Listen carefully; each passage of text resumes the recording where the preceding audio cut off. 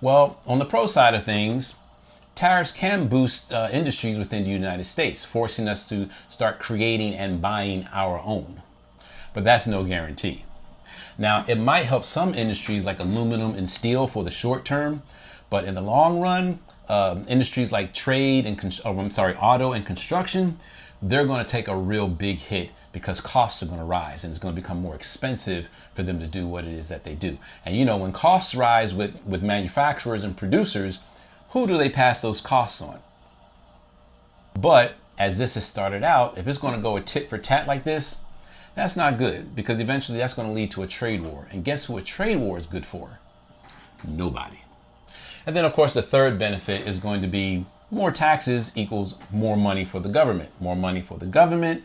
That should mean more money or better services for the citizens, but we also know there's no guarantee for that. But even if it's more money for the government, at what cost is this going to be more money for the government?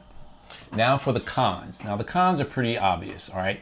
The higher the tariffs, then the more it costs other countries to import into the United States. They need to somehow balance those or underwrite those costs. So what are they going to do? They're going to build those costs into their products and services. So we're going to look at things like appliances, electronics, agriculture, auto parts. All of these things are then going to rise in cost for who? For you and I, Joe and Jane consumer.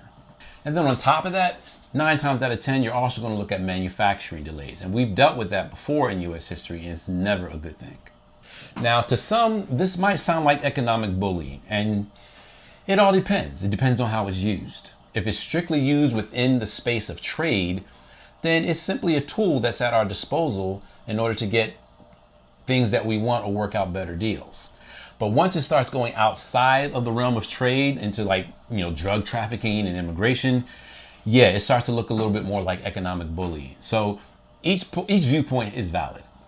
So it's important to understand that whereas the intentions behind these tariffs might be a good idea, the economic and diplomatic fallout might not be worth the cost.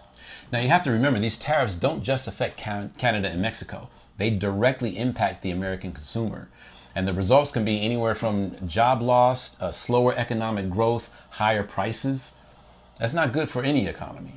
Now, I'm 100% on board with curbing illegal immigration, stopping the drug trade, and definitely reducing our trade deficit. I'm all for it 100%.